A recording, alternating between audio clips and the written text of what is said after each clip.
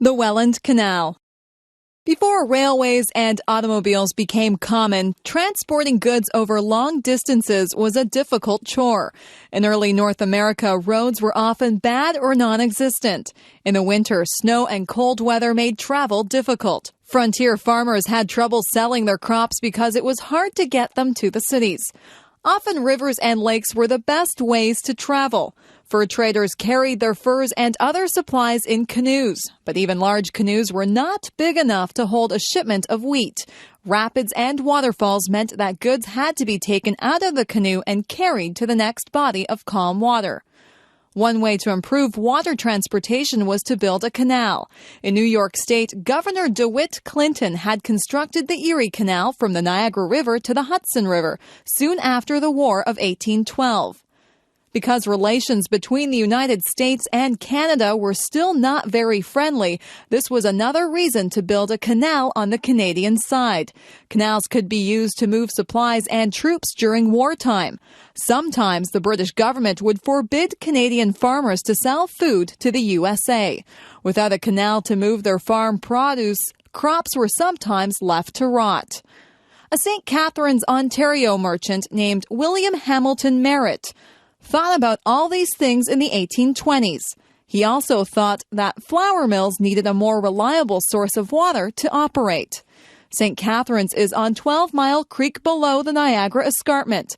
This creek runs towards Lake Ontario. It rises above the escarpment, which stands from 150 to 300 feet high, then runs towards Lake Ontario. If Merritt could join the 12-mile creek to one of the rivers, which ran to Lake Erie, the canal would provide transportation and water power. The problem was to find a way to move boats up the escarpment. From 1824 to 1829, Merritt and his friends hired laborers to dig away tons of dirt and rock. Nearly all the work was done with shovels, pickaxes, horses, and wagons. In places, the ground was soft and landslides occurred. In other places, the men had to dig through solid granite rock. Merritt's main problem, however, was raising the money to pay for the construction. After sinking all the money that he, his family, and friends had into the canal, more was needed. Merritt went to Toronto, New York, and finally London, England, to get the financial support he needed. The problem of getting the boats to climb the escarpment was solved by a series of 35 wooden locks. These carried a ship 327 feet upwards. The ship would enter a lock with a small amount of water. More water would come into the lock, lifting the boat another 10 or 15 feet. Then the ship would move into the next lock and be lifted up again. Boats going in the opposite direction were lowered instead of lifted.